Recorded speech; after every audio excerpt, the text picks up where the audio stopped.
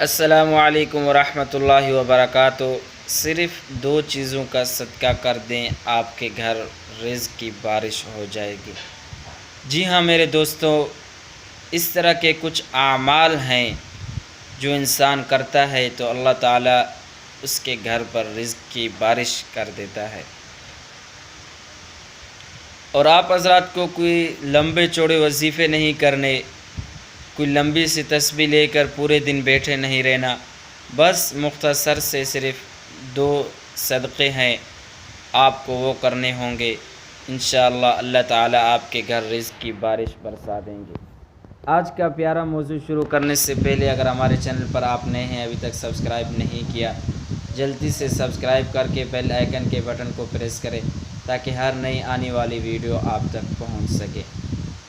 میرے دوستو، آپ حضرات نے 2 صدقے کرنے ہیں، انشاءاللہ اس کے کرنے سے اللہ تعالیٰ آپ کے گھر پر رزق کی بارش برسا دے گا۔ سب سے پہلا نمبر پر صدقہ جو کہ آپ حضرات سے جتنا ہو سکے وہ ہے مال کا صدقہ، جتنا ہو سکے۔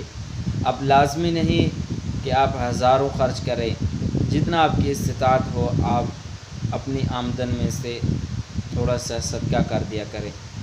اور دوسرا، آپ حضرات نے صدقہ کرنے کے ساتھ ساتھ ایک کام، یعنی کہ اسے بھی صدقہ ہی سمجھا جاتا ہے، آپ وہ کر دیا کریں۔ اب وہ صدقہ یہ ہے کہ آپ نے کسی غریب کی مدد کر دی جتنی ہو سکے۔ اسی طرح کوئی پریشان حال ہے، اس کی تھوڑی بہت مدد کر دی۔ اسی طرح اگر مالی طور پر نہ ہو، آپ راستے پر آ رہے ہیں، کوئی تکلیف دے جو انسانوں کو عموماً، یا کوئی کانٹا وغیرہ، یہ بھی ایک صدقہ میں آ جاتا ہے، آپ نے راستے سے کانٹا ہٹا دیا۔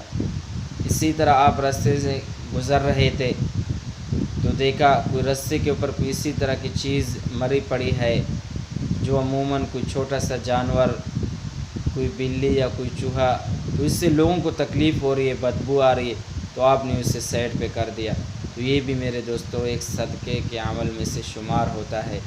اور اللہ تعالیٰ ایسے اعمال کرنے سے، اگر آپ کو ظاہراً چھوٹے نظر آ رہے ہوں لیکن اللہ کے ہاں ان کی بہت قدر ہے، تو انشاءاللہ اگر آپ اس طرح کے چھوٹے چھوٹے اعمال عمل کریں گے، اللہ تعالیٰ انشاءاللہ آپ سے راضی ہو جائیں گے، آپ پر رزق کی بارش برسا دیں گے۔